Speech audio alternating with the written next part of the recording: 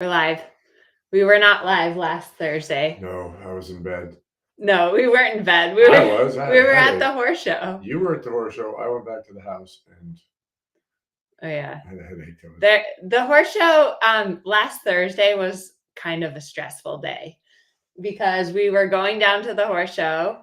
We left super early in the morning and it was raining. So there was 3 accidents and then that. And you were driving. And then we had to get set up in the 2 separate barns, get all that set up, and then we still had to ride. And the warm up was just one arena for the CDI and one arena for the national show. So there's like 25 horses in that national show arena. And then we had the jog. Well, you had the jog.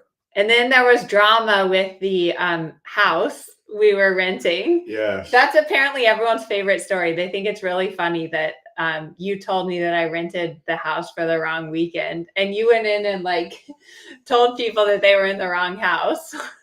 Well, you couldn't have been wrong. So it had to be me. Yeah.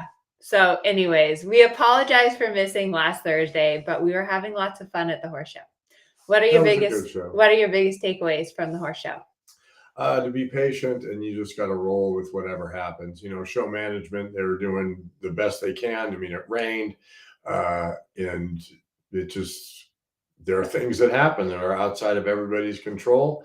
And I needed to stay calm and not, oh my God, this is wrong and that's wrong. And just like they're making it happen, the arena I'm going to show, and just stay more in a positive mindset and not get run down by all the things that are happening. They're not good or bad. They don't have any meaning until I give them meaning. So showing. Yeah. I mean, showing is always that. And one of my takeaways is to be flexible because, you just have to like roll with the punches. And going down to the show, we didn't get to school in the competition arenas.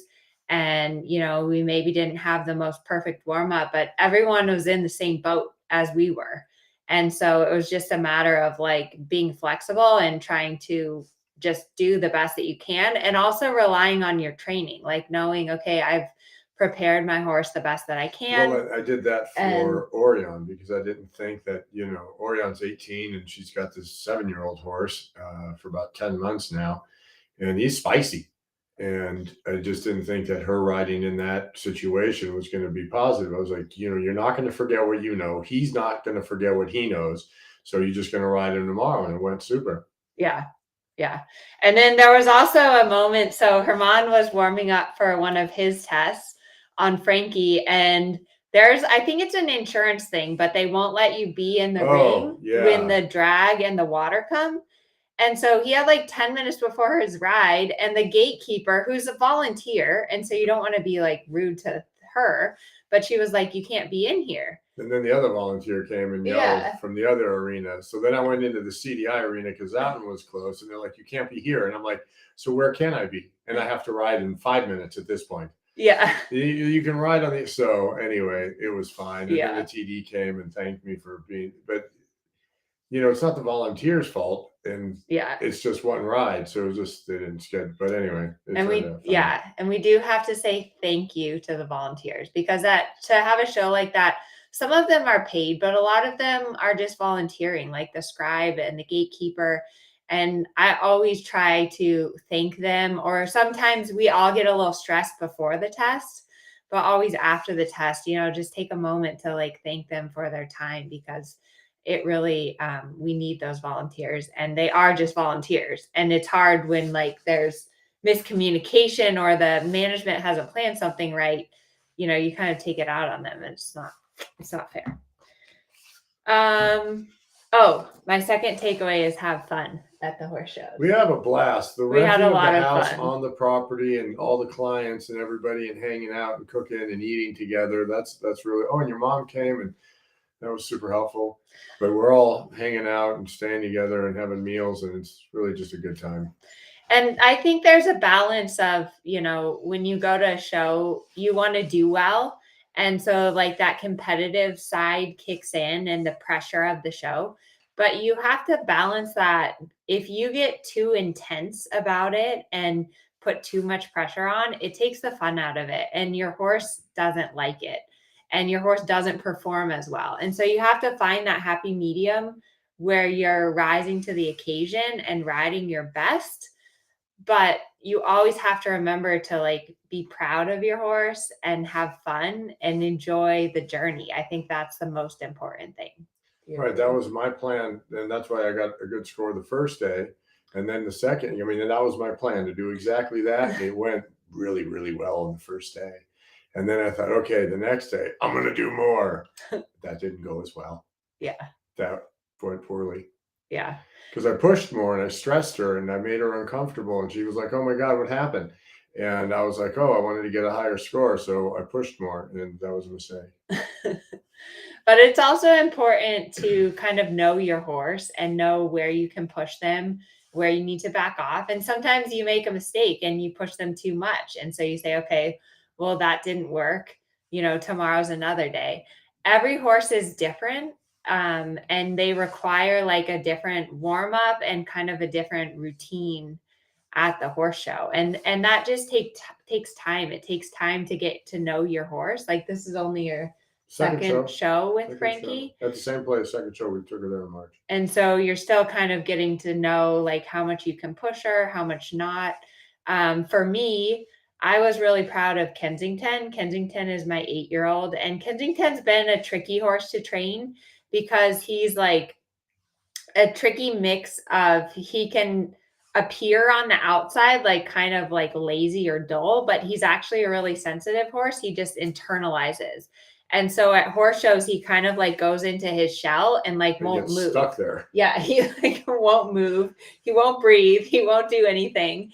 And so I've been really working on that at home, is like getting him hotter and getting him more confident with moving, because he moves so big that he kind of scares himself a little bit. And so I was really proud of how well he did. And I feel like I really dialed in my warm up, where I was able to have an efficient warm up to get him like hot enough, but still relaxed. And that's, I think, the tricky part of dressage, is that they have to be hot and kind of turned on, especially at the upper levels, but they also have to be really, relaxed as well. It's very zen. You've got to go and not go. You have to hold without holding. You have to have legs without hands and hands without legs. And it's, if it were easy, everybody would do it and do well. It's just not so easy. But showing it's always an adventure. You always learn something new about your horse, and that's just part of it. Like the first day with Harvey in the Grand Prix, he got like really scared between, like I had a pretty good warm up, and then when I went from the warm up to the ring, he got really scared. Like there was too much time, and there's like this big archway, blue archway, which he hates. And then they sent him away because they weren't ready. Yeah. So he got to the arch and he turned away and went away, and he was like, oh yeah, I don't have to go in there. And then the race horses came by. And then we had to take him back in there. He was like, wait a minute, but I didn't have to go 10 seconds a minute ago. Why do I got to go now? Yeah. So that really kind of. And then they also. Ruined his feng shui. Yeah. And then they also, in the CDI, they open and close the, they've got a gatekeeper. And Harvey, he's so sensitive, and he just like, he got scared. Like he was legitimately scared.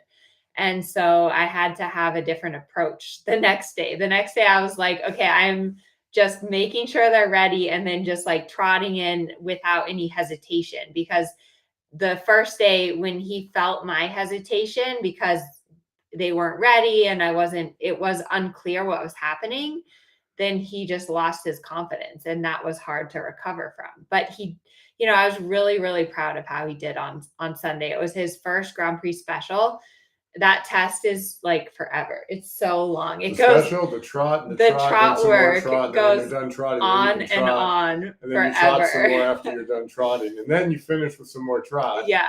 But I was really, really proud of Harvey. And then of course Natasha won the freestyle, which is amazing, because Natasha is a very talented horse, but she's a horse that if you like saw me warming her up, you'd be like, why is Amelia riding that pony?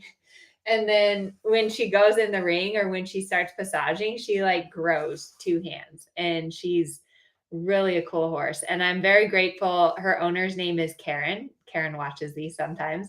And Karen's just wonderful. She's so supportive and she really trusts me and my judgment with Natasha, which is great because she's basically like, whatever I think is best for Natasha, she goes with that. So Natasha is a very special horse. Okay, there's a question from Anna. My horse always speeds up when going down the center line. I have halted a ton, but he just throws his head really high up and is hard to control. Do you have any tips on fixing that? So what are you reading into that question? Because I'm reading some things. So I think it's important. I used to have a horse that did that. Do you remember Trump, my black thoroughbred? He would do that. I'd go down the center line and I'd just be like, oh shoot.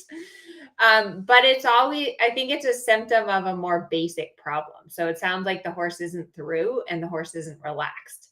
So you need to fix that in a different situation. You can't fix that on the center line. Right. And so, yeah, the half halt a ton, and then he throws his head up. So it's Too much that's pressure. too much pressure. I mean, that's what I'm gathering. It's just too much pressure.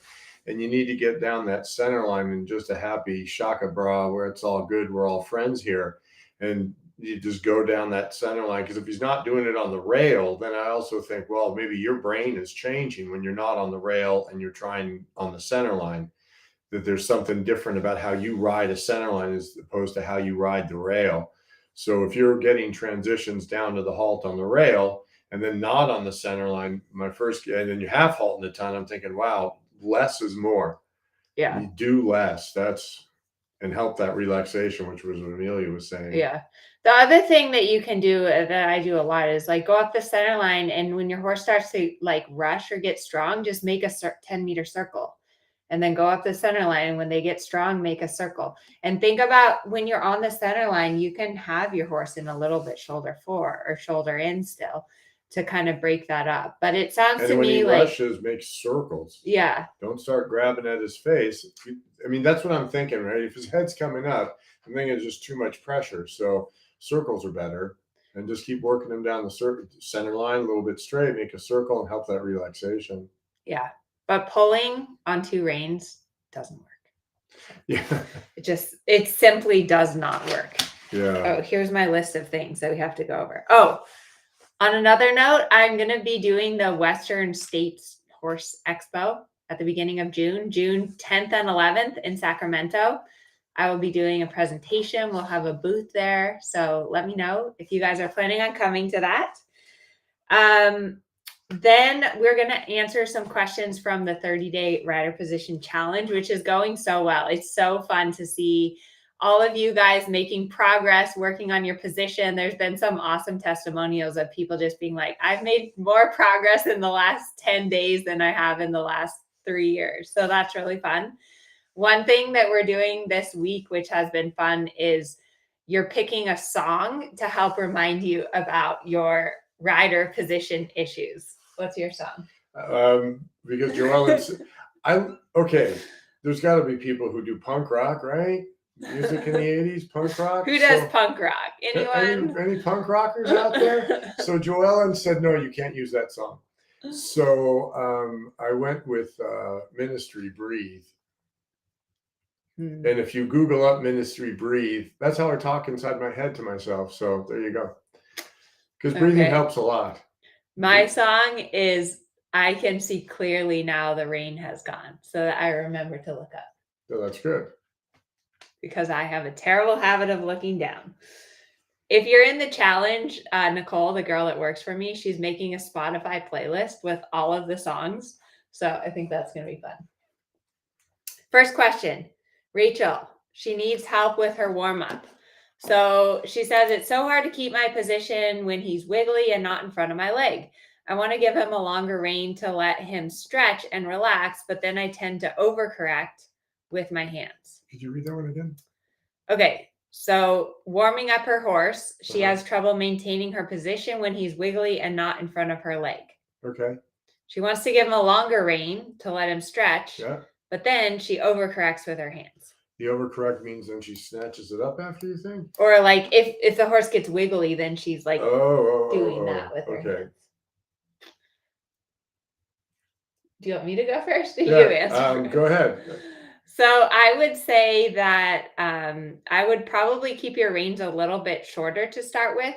With some horses, it's not really like, yeah, we want to a lot of times stretch them in the warm up, but sometimes you have to start them in like more of a horizontal frame and get them in front of the leg and then let them stretch down. And it sounds like that might be the case. I would also recommend more transitions to help get him in front of the leg in the warm up. My guess is, from what that is, your instincts are right. You're just overdoing it a little bit, and you just got to fine tune that. Yeah, you want to stretch him down. Whoa, I went too far. Well, you know, good decisions are based on bad decisions.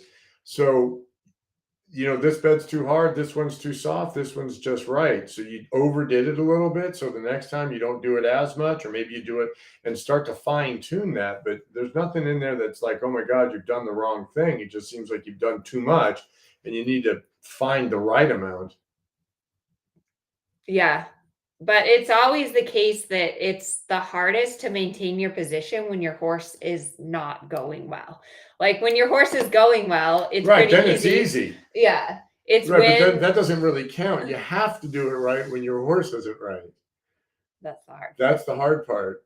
But you have to like be effective, like get a result and then get your position correct and then get a result. And sometimes, as long as you're aware of it, sometimes you do get a little bit out of position. Right. And the horse do get a little wiggly. And then, Anna said it at the when she came and spoke. Remember, she was like, you just crash ride from here to there. Yeah. Sometimes that happens. Okay, here's another question from Amy. How do you feel about Cavaletti work? And if you use Cavaletti, what exercises do you like? I did Cavaletti work today. I set out our Cavalettis. I saw them. So Cavaletti work is great. I think it's a really good way to change things up, get your horse motivated. I always think that it's really important to start with it slowly, because if you like go and put like 5 Cavalettis out and your horse has never like even gone over 1 Cavaletti, it can really scare that's optimistic. them. Yes. So you want to always start like just walking over 1 Cavaletti, even like hand walking your horse over it if you've never done them before, and then add 2. And it's important to find the correct spacing. You really need kind of to have someone on the ground to help you, like if you want to set up a sequence. Yeah. Yeah. And I generally just do a pole and I trot it and I canter it and and a pole and then a Cavaletti up, and I'll trot into it and change that distance for the canter stride, and horses have fun with it. Yeah. But no, it's a great exercise. It's great to mix things up. We are really fortunate at our barn because we have 5 arenas and we have this huge jumping arena in the back, which used to have jumps and now it has a dressage court in the middle, but that's it's the great. show arena. Yeah, but it's great because you can go on the outside of the dressage arena and it's like basically like more than 2 dressage courts will fit in there. So you can just gallop around the edge. It's wider than 2 and longer than 1. But horses get bored. Like if you just ride them in the same arena every single day, it gets drilling really boring for them. Just drilling. Kilometer training is not what we're after. You don't want to drill and grind them. Okay. If you guys are watching live and you have questions, put them in the chat, because I thought I posted on Facebook, but I can't find it. Elizabeth has a question. I'm having blocks on teaching my horse lead changes because I don't know where to start. Do you have any tips? Simple changes. Yes. Simple changes on the curve line. Hundreds and hundreds of simple changes. You have to be able to go like left lead canter walk, right lead canter walk, left lead canter walk, right lead canter walk. Amelia says, what does it mean when the trainer says inside leg to outside rein to improve bend? What should your body be doing? Oh, that's a good question. Wow, that's almost not simple. Right, because that really is the essence of it all, right? Inside leg to outside rein. It's the secret to dressage, right? So how do we get our horse going from inside leg to outside rein? And you know, you want access into that rib cage. You want this to be soft. You want to feel the inside hind leg in your outside rein, because your outside rein does everything. Your outside rein turns your horse, it regulates the tempo, it closes the frame. The inside rein is just suppling. Now, when you're going to the right, you could always just change the flexion to the left. And now, if you're traveling right now, your right hand has become technically your outside rein because you've got the bend now left. But you've always looking to be able to ride your horse diagonally through from your right leg to your left hand and your left leg to your right hand, because that makes your horse supple and in self-carriage. Yeah. And it's also important. So her trainer's telling her inside leg to outside rein to improve bend. So to bend your horse, you start with your inside leg. So like if you're changing direction, or Shove and grab pokey. if you want to go on a circle, you always start the bend with your inside leg. That's step number one. You have the outside rein. That's pokey. You have the outside rein and your outside leg, and then your inside leg into the ribs. Yeah. Into the ribs. I don't know if you can see that well there. Yeah. So your inside leg moves Outside your rein, horse into the outside outside leg, rein. and then access to the rib cage, and it's not constantly pushing, because if you lean in, you just leave your leg next to him. Your leg's got to breathe. Those are his ribs right there. That your legs have to breathe. His ribs, it's got to be all very fluid. But the bend is just that access in through the rib cage. Yeah. And your leg just breathes, and you mush it and you let it, and you mush it and you let it. But it's important too for the bend that your outside leg is behind the girth. Because if you just put your inside leg on, but you don't have your outside leg back, right, then your horse, it just falls to the outside. Right. If you don't have an outside leg and you push, whoops, you have to have an outside leg and outside rein, so that when you push, you get him around your inside leg and forward into the bridle. Yeah. So I mean, it's very quite difficult, that. Yeah. It's hard. It's like I remember it wasn't until I started riding with Christine Traurig that I really felt the horse bend around my inside leg. And for a long time, it was just like, is that even possible? Like, can a horse even bend around the inside leg? Because it's this coordination of aids. And I think it's also important. Part of why it took me so long to get that is because I was always riding green horses and problem horses. And, when you're just first starting out with a green horse, you kind of use inside rein and inside leg to turn. And then as you add things in, you start working on the bend around the inside leg. But it's definitely a graduation of steps, because it is tricky. Apparently somebody disagrees. There's just a note. Oh, that was from a while ago. We're behind in the comments. Oh. Okay. Another question from Amelia. Sometimes I struggle to get my horse to do the stretchy trot. He just doesn't put his head down. Any tips? Oh, someone likes punk rock. Yay! Whoever ministry. Facebook user with the ministry. Thank you. See, honey, I'm not alone. Someone else likes the drop kick Murphy. Yes, they're fantastic. Oh yeah, Ellie Frey. She was so funny. Her song is Head, Shoulders, Knees, and Toes. She also did the Hokey Pokey song. I remember that one. That was terrific. To remind her. Okay, what are we gonna do with our horse that won't stretch down? Honey, what's your solution? The first thing is you got to make sure that the tempo is staying real steady. Okay. They don't speed up. Right, that's it. They don't speed up when you give them the reins or slow down. Yeah, well, the slowing down it just affects the balance, and so you've got to make sure that trot is steady, and you flex one side and you soften, and you flex the other side and you soften and move your hands. But if the horse is going to speed up, then they're onto the forehand and they can't stretch because they're just running downhill at that point. So it's really important that you get them balanced on all four legs and then try to make the stretch. And then it's supple either side and get rid of the stiffness, the hardness in the neck.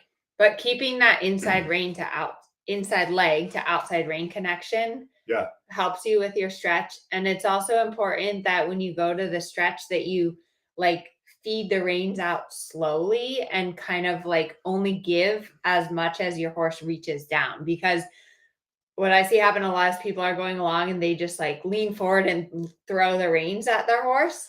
And you have to kind of like Right. The stretch funnel is, the neck down. yeah, you funnel the neck down because the horse is still supposed to be on the bit, right? We teach the horses to go to the contact. So wherever that bit is, that's where his head should go.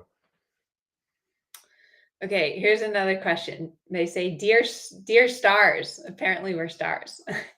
I'm interested to learn more about the half halt technique. I'm an endurance rider, and I think this will help me a lot, specifically with pulling horses during the race. So, okay, endurance, that's like when you go trot 100 miles. Yeah. So, I would just school the half halt maybe at home in the barn before you try it out. I don't know. I never did endurance riding. I have no idea about what that entails exactly. You haven't? Have you ever gone on the fox hunt? I went on the fox hunt. That was when I was like 15 or I don't even know, 16. We went fox hunting with Dr. Beeman. And we were out there like in our snaffle bits with our quarter horses. It was insane. Just like full gallop. I've done that, but Colonel Weimert he did fox hunting in Virginia. And so we were there. Anyway, we're off the topic. So, okay. I think though, like intermittent, and also if you can teach your horse like a little shoulder in, or if you can get them inside leg to outside right. rein. That's why the shoulder in, because that way you've got the ribs soft. And you can get the neck soft, and then your half halt can come through to the hind leg. Yeah, because if you think about leverage, like because horses are so much stronger than us, pulling is never a good idea. Right. But if you can get your horse like sideways, like in shoulder in, where they're, I don't want to say crooked, but they are like at an angle, your half halt is more powerful. So that would be my suggestion is teach your horse like shoulder in and then make sure that your half halts are like slow down, release. Slow down, release. Don't just pull. You have to like do it in increments. And it's just repeat, and don't try and get a great big half halt all at once. And then the other thing is, when you do 2 or 3 of those and it's not working, change the gait. Go from the trot to the walk. Oh my gosh, there's so many questions. Okay, Don, my mare's not responsive to my leg. I'm working so hard to get her forward that I'm more tired than her sometimes. I'm not laughing at you. I'm laughing with you because we've all been there. What can I do to help her be more forward, more responsive, and for me to work less? Trot halts. And a rather explosive trot out of that halt, because you've got to get a better reaction to your leg and not work harder, don't work stronger, teach a better reaction. So halt, you close your calf. If that doesn't work, calf with the whip and just bounce away. And I don't care if the horse's head is up, I don't care if the horse's head is down. I mean, you just have to get the response to the leg. And also remember to release your aids, because I think, especially when you're riding a lazy horse, you want to chase them and you never like release your aids. So with a lazy horse, you actually have to take your leg off more. Like you have to physically take your leg off, like get a reaction and then remove your leg so that when you put your leg back on, your horse hears it. Because if you're constantly kicking and squeezing, then your horse just doesn't listen to it. Okay, here's a funny one. Carol's wondering, why is it called a simple change when it's not simple? Because we all just agree that that's the name of that thing. There's a lot of things that we do, like you have to follow but not get left behind. So how could you follow if you're not behind? So there's a lot of things that we say that they just have meaning in our world. And I guess because it's more simple than a flying change. Right. Yeah. Right. You have to differentiate between flying change and the change from canter walk to canter. So you just give it the name, simple change. They could have called it fruit for whatever reason. You know what I mean? It doesn't really matter. Okay, so we've had 2 questions about the chair seat, which we should probably talk about, because in the 30-day rider position challenge, I noticed that a lot of you guys are riding in a chair seat, which is a problem because you can't put your leg effectively on the horse, and Tends to stiffen your back, and you can't real follow real well. yes, You end up hanging a lot. So earlier there was a question about someone that had knee replacements, and so was having trouble pulling her leg back. And then there's another one here. What other exercises besides pulling your leg back for the chair seat? So I think for the chair seat, I've talked about, like, you have to kind of engage your hamstring and keep a bend in your knee. Sometimes you have to, like, consciously think about that. But sometimes the chair seat can be caused by your saddle or a little bit by your horse's conformation and your conformation. So that might be something that you have to take into account. Like, I hate to tell you, like, you have to go buy a new saddle, but sometimes saddles, like, really put you in a chair seat. Well, lots of saddles that they design today put people in a seat, right? Then they don't really allow you to move around in them either. So Yeah, that could have happened. but there's some saddles that are, like, designed, like, basically, if you look at a saddle when you're not sitting in it and you have the stirrups down, the stirrup should hang just a little bit, like just a few inches in front of the deepest part of the saddle. So if you look at, like, if you imagine where your seat would be in the saddle, and then you look down from that, where is the stirrup hanging? And if the stirrup is hanging, like, way far forward, then the saddle itself is going to put you in a chair seat. You can do the pencil test. Yeah, the pencil test. What's the pencil test? So grab me a pencil. That's not a pencil. That's a pencil. Oh, it's a pen. Well, I know, but the pen's got lumps. You need a pencil because it lays flat. So you have your saddle, right? And you put your pencil in it, and it'll roll to the deepest part. And if the deepest part is way back here, that's not good. And your stirrups, like, way up here. So, if your stirrups hanging way up here, because your saddle should be level on the horse's back.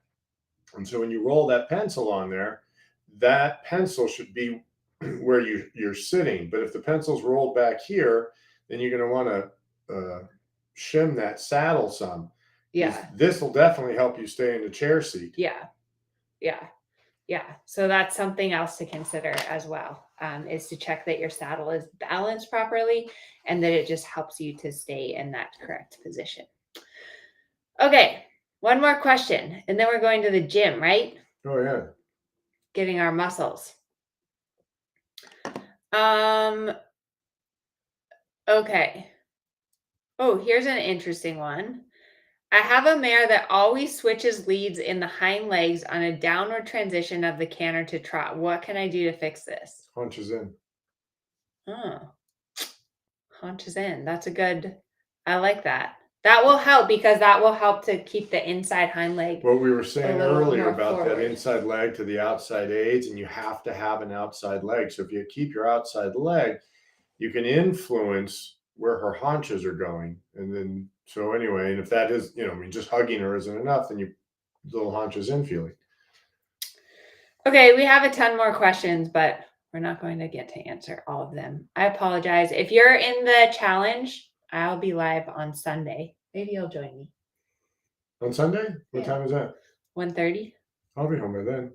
Yeah. So if you're taking 2 days, so if you're in the 30-day position challenge, we will be answering your questions on Sunday.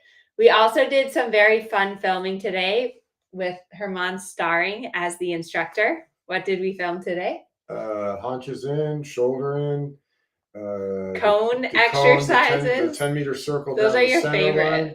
That's your trademark exercise. I like that one a lot. Yes.